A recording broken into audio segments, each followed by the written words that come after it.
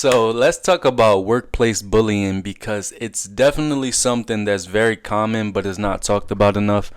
Especially when it comes to neurodivergent people, autistic people who are actually diagnosed, and a lot of people who go undiagnosed. One of the main reasons why workplace bullying happens is because you have a bunch of individuals within the job who operate a certain way. They're playing like a social game. Especially in America, a lot of people come from trauma. They haven't healed from their own childhood trauma. So the same system within their household, the same dysfunctional system, they go into work and play that same game. So typically within a dysfunctional family or possibly a narcissistic family system, it's a bunch of trauma internally within everyone. They never address it. They hide behind facades, fake confidence and insecurities and projection. And all of the problems and dysfunction that they have internally, they typically take that out and place it on one individual. And that is typically the person that they scapegoat, that the person that is a little different than everybody else. Or sometimes that person reminds them of the individual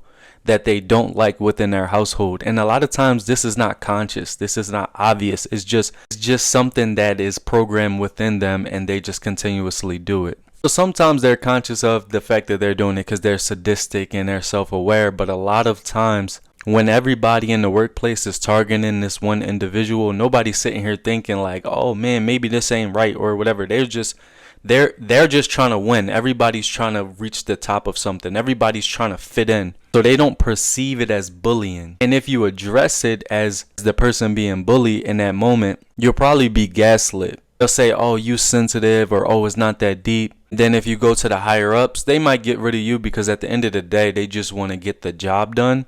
So if only one individual has a problem with the whole system, even though the system is toxic, then that individual has to be the problem because you're coming in between people's money, you're coming in between people's ego. And in dysfunctional families or in the business world, it's not really about right or wrong. It's about let's get this job done. Let's make everything that's in the way of what we're trying to do obsolete.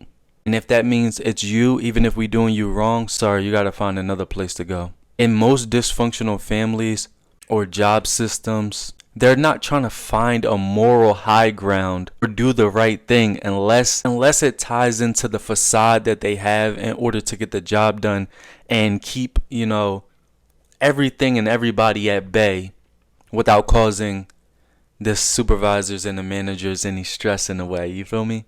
Me personally, I'm definitely neurodivergent, whether I'm on the spectrum of autism or not, who knows?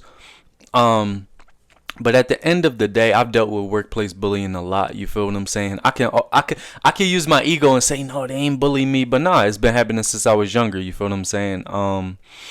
People would try me no matter what it is. You feel me? No matter, it's something about me. It's something about my behavior. It's just something about me, how I carry myself, that people start to read me, and then eventually they can kind of tell. I don't know what it is. I still haven't put a finger on it for real. And I try to not to get into a woe is me mentality or like a win mentality. You feel what I'm saying? I just, take it for what it is. And I realize that there's a lot of people out here who haven't healed from their childhood traumas. A lot of people that are sadistic, narcissistic, and sociopathic. And just a lot of people that can tell you different, and to fit in with everybody else, they will join in on, a lot of times when I was younger, people would be directly, out of pocket to me. As I got older, you know what I'm saying? They say the people that get bullied, they should do MMA and stuff. So as I got older, I started to exercise, started getting stronger. I started carrying myself a different way. And they can still tell, but instead of being direct with it, they typically are very passive aggressive. And, but if you address it, they're going to gaslight you and be like, nah, it's not that deep. You overthinking, you being sensitive. Even if you're not being sensitive, you could just be like, yo, be careful what you say to people. Don't talk to me like that type vibes. You can be very assertive with it, and they'll still turn it into something that is not, because their intention is to attack you, throw shots at you, and they want you to eat it. They want to knock down your self-esteem.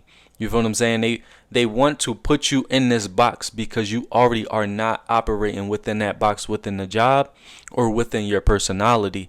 And it bothers them for whatever reason, whether they come from dysfunction and you remind them of that individual in their family that they scapegoat.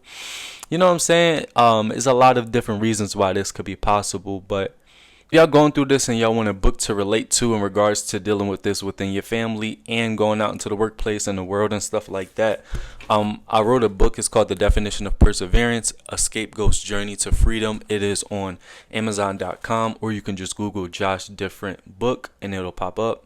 But unfortunately, this is the world we live in, you know what I'm saying? So you truly just gotta recognize that people gonna be people, so we just let people be people. That's my saying. People gonna be people, so I just let people be people. And in the midst of this, I just try to stay confident, reserved. Because I also realized the more that I worked on myself, it didn't really change anything. It allowed me to become a better version of myself. But people still just gonna do what they do because that's just how they are, and they can still sense my neurodivergence, or they something about me that they don't like. And it's not my job to, bounce around that, but it does get frustrating and it causes stress when you keep dealing with these type of individuals coming your way left and right at different jobs and stuff like that. So if you can relate, comment below. You know what I'm saying? I made this video because I know a lot of people gonna relate to it. And that's why I keep looking over. I'm actually reading different things on Quora and Reddit where people are talking about how they've had this experience ever since they were younger, and as they got older, the same thing, similar, to what I was saying. But like I said, I wish y'all the best. Continue to push forward. Keep y'all head high. Committing S is very common in the autistic realm, and you know what I mean. So y'all be careful. It's your boy Josh Different. I'm different. You different. We different.